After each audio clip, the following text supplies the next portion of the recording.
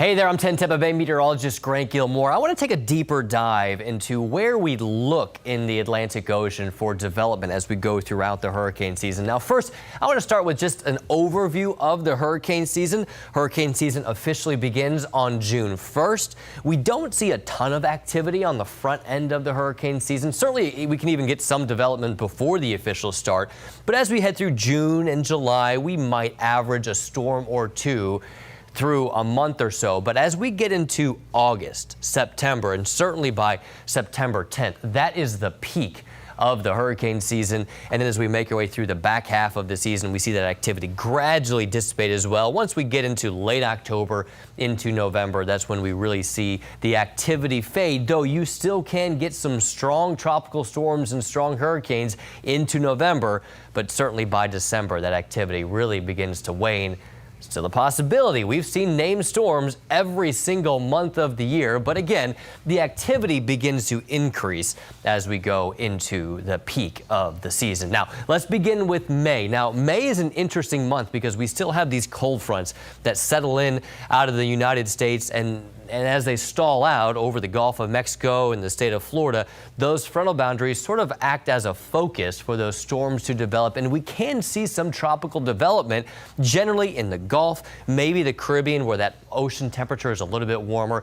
And then they get picked up by the upper level flow, and they would then curve out off into the Atlantic and really not last all that long. Now, that's May, not even the official start of hurricane season. As we get into June, still a general area, still sort of being flagged by those cold fronts that drop in from the north, the warmer waters in the Gulf of Mexico and the Caribbean really providing that fuel for these tropical systems to form.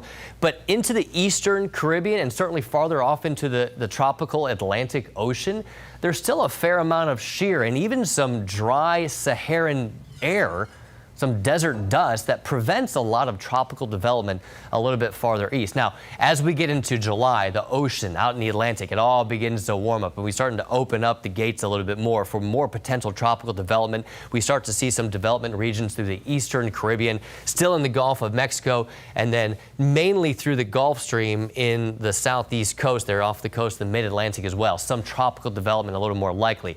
August, we open it up a little bit more, likely to start to see some development through the eastern Caribbean out towards areas like Puerto Rico, the Virgin Islands, and certainly more so into the Bahamas, all of that potentially tracking into the Gulf of Mexico and then up into the eastern seaboard. Now, again, here's the peak of hurricane season.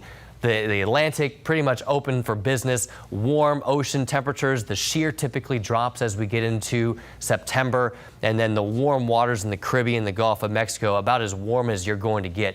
Temperatures, especially off of our coast here in Tampa Bay in the Gulf of Mexico, could be warmer than 90 degrees, which is a lot of fuel to allow these storms to dissipate. But after the peak of the season, everything begins to wind down. We start to focus more off the coast of the mid-Atlantic. Still the Caribbean, the western Caribbean, there south of Cuba is a good area where we could see some tropical development. Certainly the Gulf of Mexico, always a possibility that time of year.